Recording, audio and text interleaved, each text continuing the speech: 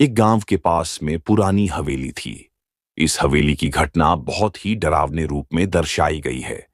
यहाँ पे बड़ी बड़ी पिक्चरों की शूटिंग होती थी। यहाँ पर भोजपुरी पिक्चर के सभी कलाकार रुके हुए थे। वह रात बहुत ही डरावनी और खौफनाक थी। सभी कलाकार में से एक अलग दोस्तों का ग्रुप था, जिसमें राम, राजू और मुकेश थे। एक बार मुकेश किसी काम से 1 महीने के लिए शहर गया हुआ था। बाकी दोनों मित्रों ने उसे कहा कि जल्द ही वापस आ जाना। 1 महीने के बाद जब मुकेश फिर से हवेली में रहने लगा, तब वह अपने मित्रों से कम बात करता था और यहां तक कि वह उनसे मिलता भी नहीं था।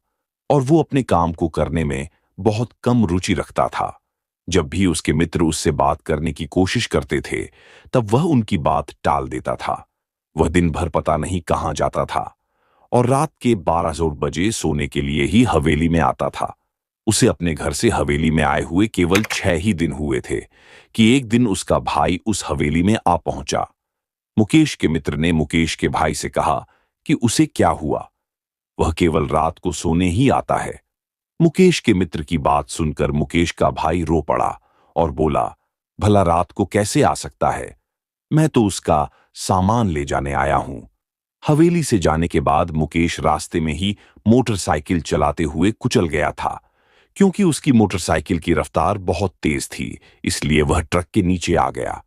तभी मुकेश के मित्र सोच में पड़ गए कि वो कौन था जो रात को सोने आता था। क्या वह उसका आत्मा तो नहीं था? उस दिन के बाद मुकेश का भूत फिर कभी नहीं आया, पर सारे कलाकार डर के मारे रात को सो नहीं पाते थे। मुकेश के कमरे में ताला भी लगा दिया था। कहते हैं कि मुकेश को अपने मित्रों से लगाव था। फिर कभी भी कोई पिक्चर की शूटिंग इस हवेली में नहीं होती है। दोस्तों, हमारे चैनल पर नए हो तो सब्सक्राइब करें और बेल आइकन जरूर दबाएं। धन्यवाद।